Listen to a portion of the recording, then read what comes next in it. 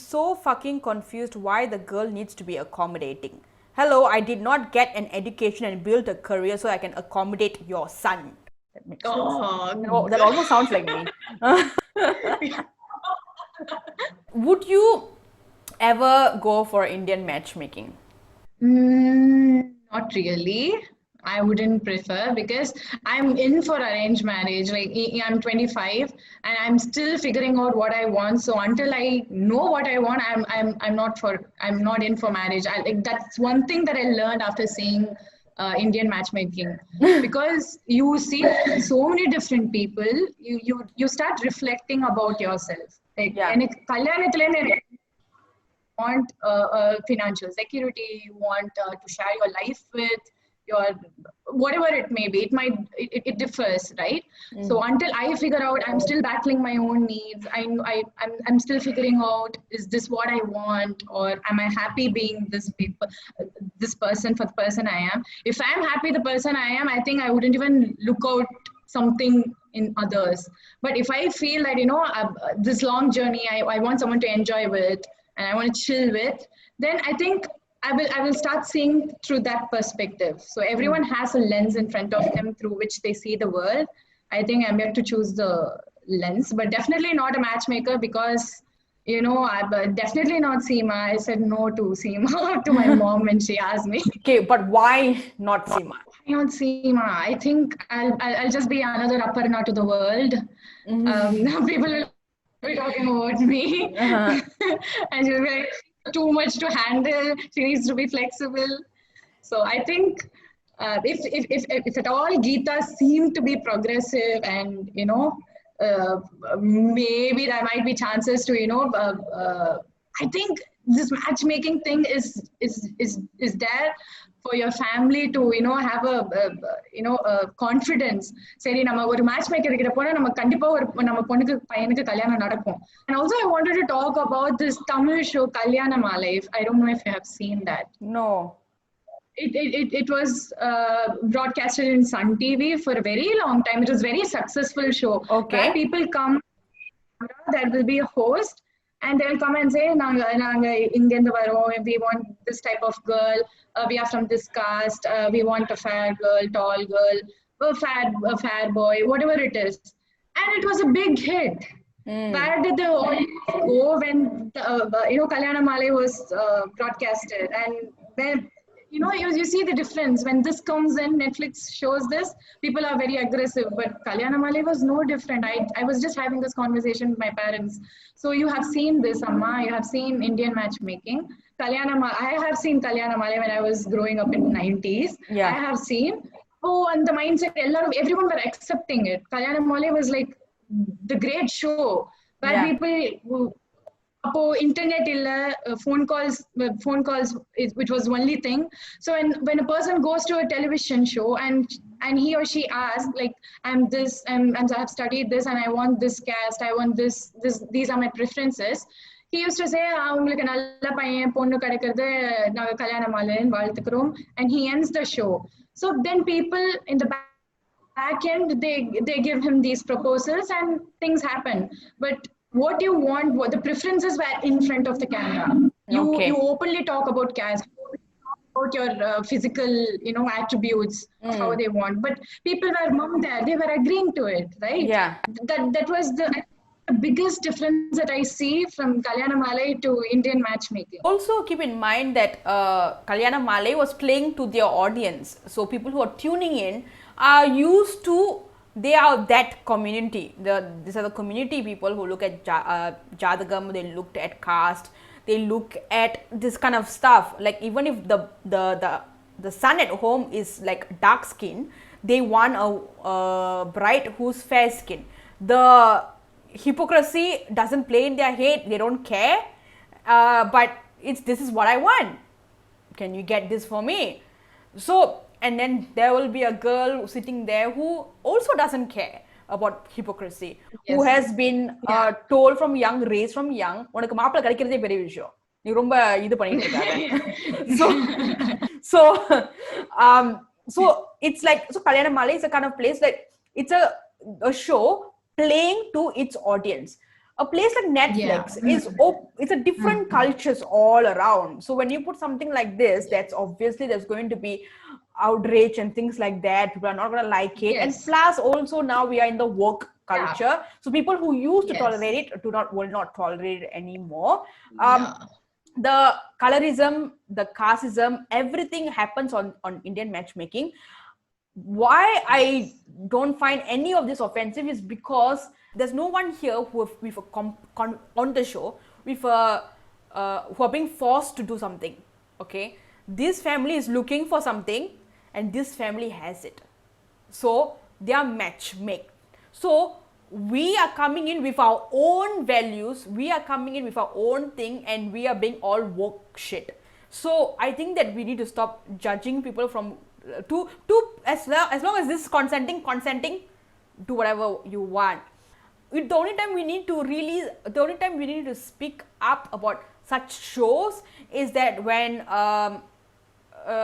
it's looking at it is a crime, like when there's a child marriage involved, when it's a obviously it's a crime happening, so a minors being pushed into weddings and things like that, that's when we need to speak up.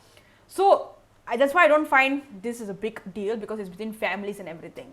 Exactly. There's no one to be blamed. Even Akshay's mom is you just see it around yourself. So just because Netflix wants, what does Netflix want? It wants like huge number of viewers. That's his end goal. You cannot blame Netflix here, you cannot blame Seema auntie here, you cannot blame the families involved. It's about you.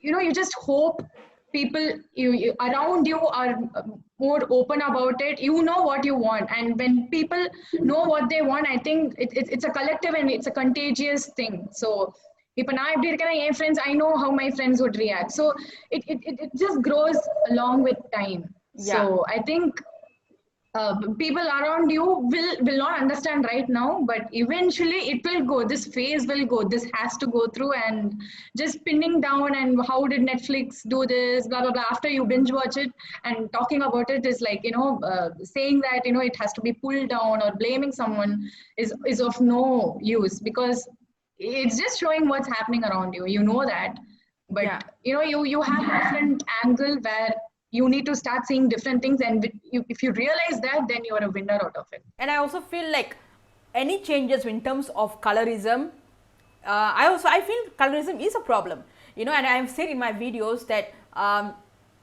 it starts from at home, when you tell your child, இப்படி கருப்பாயிட்ட கொஞ்சம் மஞ்சள் போடு, கொஞ்சம் இது பண்ணு அப்படின்னு, ரொம்ப வெளியே போகாத, மாப்பிள்ளை பார்க்க போனோம், like just stay at home, like so many things we are conditioned, right?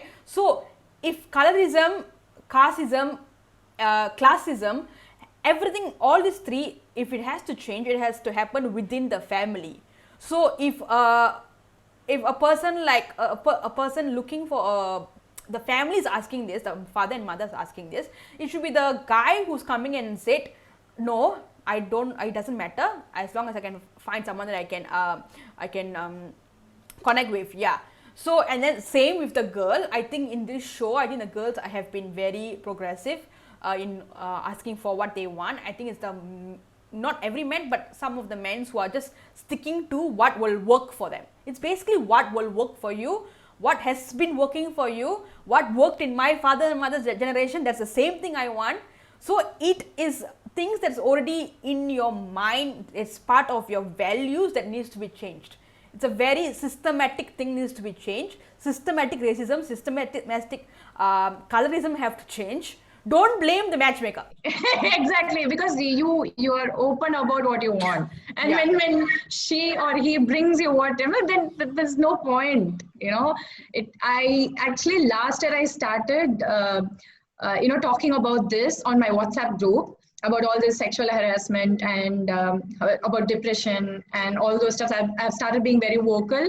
So as you said, me in my 20s is completely different. Me after this 25 and the years to come, it's completely different. Like I could just resonate with you when you just said, when Kelly in her 25 wouldn't have, spoken, and she's like, yeah, this is how it happens, this is how my family does, this is how it happens, why are you hating her? It's how I was as well. So last time when I started posting these things on WhatsApp, one of my very own friend was like, dude, are your family members on WhatsApp? You're talking about sex and other stuff. It's like, yeah. And I think for your goodness, I'm telling you, you have to take it down. And I was like, no, I'm not going to post it on my Instagram because I have 1,000 followers. No, change starts from your family.